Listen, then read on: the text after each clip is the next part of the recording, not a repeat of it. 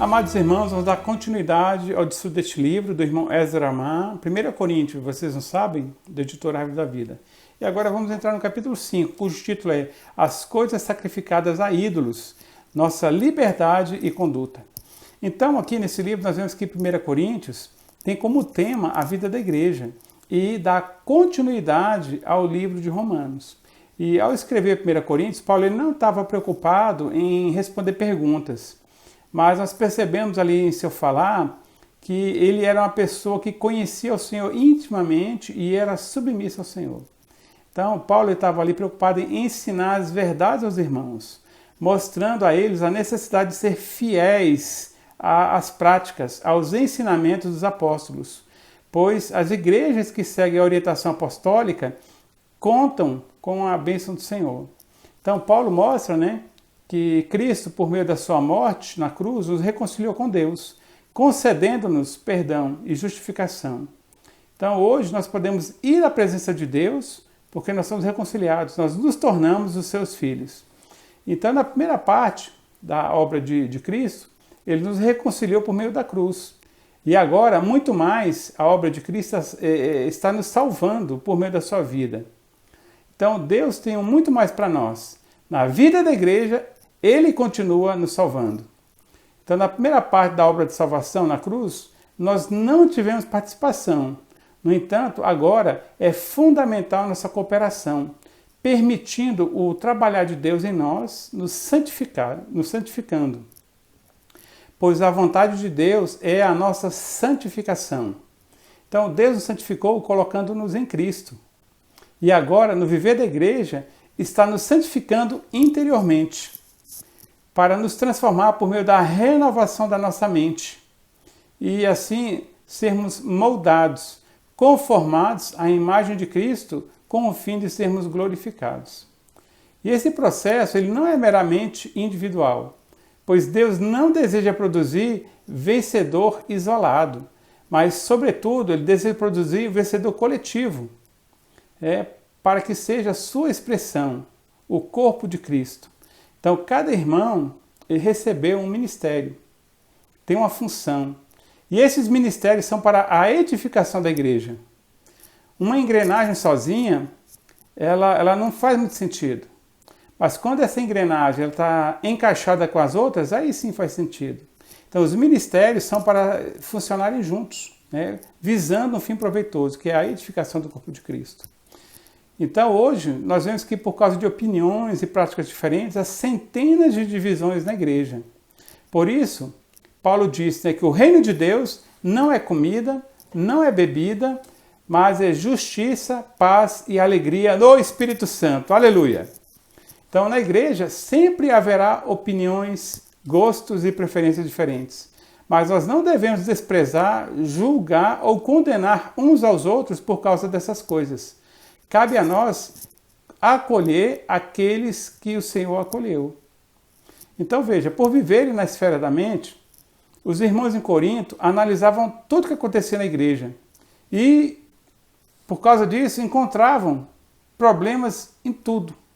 E tinham dúvidas com respeito a tudo. Então, irmão, não viva na mente. Nós precisamos de ter paz com os irmãos. Temos de viver em paz com os irmãos, suportando uns aos outros, mesmo nas preferências e diferentes pensamentos. Então, Paulo nos mostrou aos irmãos que a solução para todos os problemas da igreja é Cristo e este crucificado. Nessa epístola, Cristo ele é apresentado em vários aspectos diferentes. Ele é apresentado como a porção de Deus para o nosso desfrute, o poder e a sabedoria de Deus, nossa justiça, santificação e redenção. Ele também é apresentado como o Senhor da glória e as profundezas de Deus, o fundamento do edifício de Deus, o cordeiro pascal e o pão asmo, o manjar espiritual, a fonte espiritual e a pedra espiritual, o cabeça do corpo, ele também é o próprio corpo, as primícias da ressurreição, o segundo homem, o último Adão e o Espírito que dá vida. Então veja, esse Cristo maravilhoso e sua cruz são a solução. A cruz de Cristo é revelada como o ponto central da economia de Deus. E a cruz, ela serve para matar o velho homem. A cruz não é para te trazer sofrimento, é para matar o velho homem e remover as barreiras. E também tem poder para curar a nossa alma, para trazer paz e dar fim aos problemas. Então, para isso acontecer, nós precisamos nos voltar à simplicidade e pureza devidas a Cristo. E aplicar a cruz. Aqueles que são simples, aplicam a cruz, obedecem à palavra de Deus. Então, amados, não adianta fugir dos problemas. Surgiu um problema, volte-se ao Senhor. Procure o Senhor e ali na sua presença aplique a cruz em seu viver. A maneira prática de aplicar a cruz é negando a vida da alma com as suas opiniões e vontades.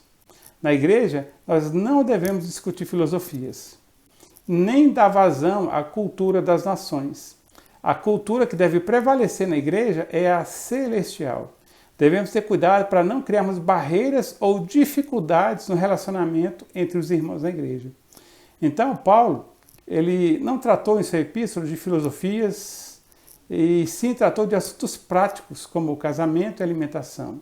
Ele se apresenta como alguém íntimo e submisso a Deus, e como alguém que vive contente em todas as circunstâncias.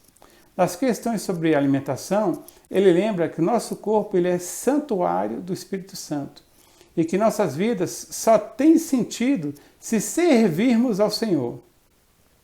E para nós que cremos no Senhor Jesus, temos a vida de Deus e não nos prostramos diante dos ídolos, o ídolo nada é, pois nós temos um Deus vivo e verdadeiro.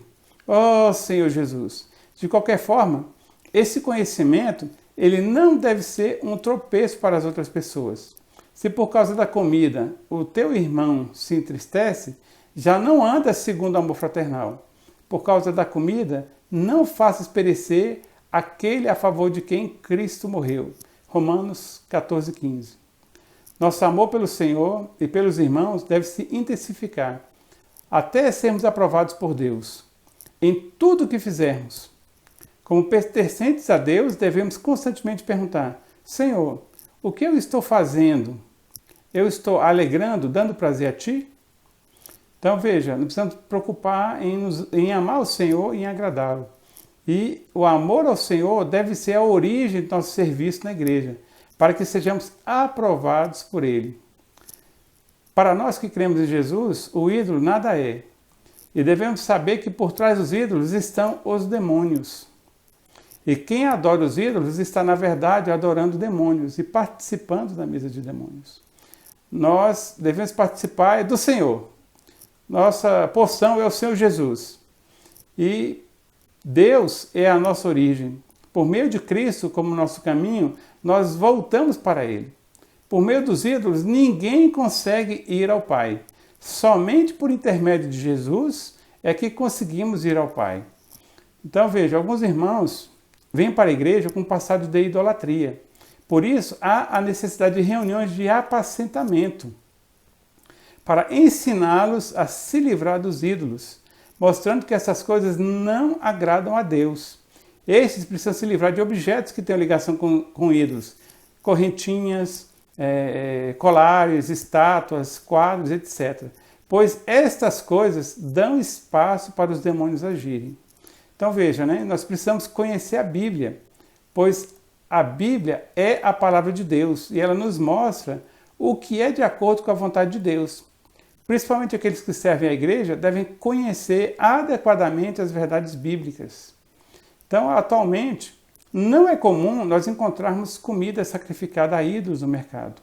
Contudo, devemos nos questionar quanto a certas práticas comuns, como ingerir bebida alcoólica, ir ao cinema, assistir novelas. Então, devemos perguntar, qual é a fonte dessas coisas? O que está por trás do cinema e das novelas? Se nós deixarmos de beber, de assistir novelas, de ir ao cinema, nós vamos perder alguma coisa? Se sentirmos que essas coisas não nos recomendam a Deus, então não as façamos. E isso vale para qualquer outra coisa. Em 1 Coríntios capítulo 6, versículo 12, Paulo nos diz que todas as coisas são lícitas, contudo, nem todas são proveitosas, ou convém fazer. e não devemos nos deixar dominar por nenhuma delas. Então, aqui nesse ponto, nós vamos fazer uma distinção, né? Adoração a ídolo. O que é adoração a ídolo? É prostrar-se diante de uma imagem. E o que é idolatria? Idolatria é ser controlado por algo. Então, algumas pessoas, por exemplo, são controladas pelo álcool. Devemos perceber que não podemos nos deixar dominar pelo que quer que seja. E não devemos nos envolver com o que não edifica. Pois, de outra sorte, podemos levar alguns irmãos a tropeçar. Podemos comer de tudo o que nos é oferecido. No entanto, se alguém disser que o alimento foi oferecido a ídolos, não devemos comer. Não por causa do ídolo, que nada é, e sim por causa da consciência daquele que nos advertiu. Então veja, nós podemos aqui extrair princípios de conduta. Então devemos exercitar o espírito para saber se o que estou fazendo, mesmo que seja lícito, primeiro, traz proveito. Segundo, me domina. Terceiro, edifica ou ajuda os irmãos. E quarto, se glorifica a Deus. Então, esses parâmetros que são para a nossa conduta, são para que a nossa conduta seja recomendada a Deus e também para zelar pela igreja e pelos irmãos. Paulo tinha essa preocupação e esperava que os irmãos, ao invés de ficarem filosofando, pudessem deixar as complicações e se achegassem a Cristo, unindo-se a Ele, consultando-o nas diversas situações e que desenvolvessem um relacionamento íntimo e profundo com o Senhor. Irmãos, se nós praticarmos isso, com certeza, a maioria dos problemas será resolvida. Louvado seja o Senhor e que tenhamos viver na presença de Deus. Amém. Inscreva-se no canal da Igreja em Taguatinga.